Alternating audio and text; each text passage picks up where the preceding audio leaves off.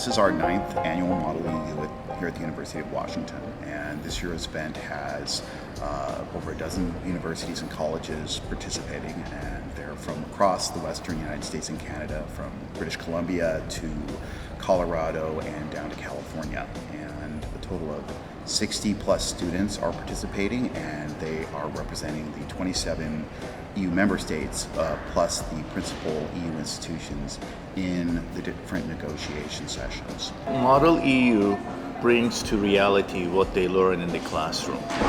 And so when you're in the simulation, you realize what it's like for a country to go up against these problems. Model EU has really been good to see another perspective, because as an American we sort of get trapped on the side of the Atlantic. I've really enjoyed participating in the Model European Union conference today because I've realized how much the EU states want to integrate and work together.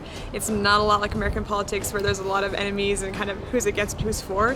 One thing I've really learned is it doesn't matter how much you study, well it does matter how much you study, you're not always going to get compliance, and it's necessary for you to negotiate. Participation in Model EU has taught me how to compromise and the necessity to see all the issues from all the other countries' perspectives. What I really learned from Model EU was the importance in compromise and negotiation and really listening to other people. For me at least, the real strength of the Model EU program is the opportunity for the students to really be in the chair of the people making decisions and feel that responsibility and feel that impact, and the opportunity for them to work through the thought process of somebody who really needs to find a way to do both the right thing for the union and the right thing for the country they're leading.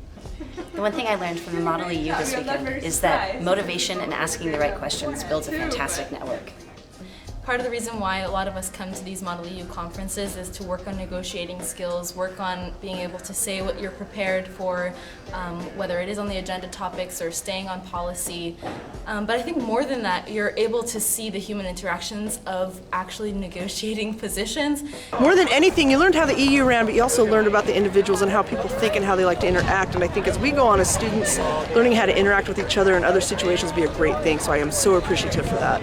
I think that the most important thing, I'm a history major and studying history, and the key thing for me was, you know, these negotiation type things are happening back in history too, and so a lot of it was getting real practice in negotiation. I think will help me understand negotiations on a different level and kind of have a different view into them. I recommend anyone who is interested in European affairs to participate in a Model EU. They're just like the real thing, and there's no better way to study European affairs than to actually participate in them.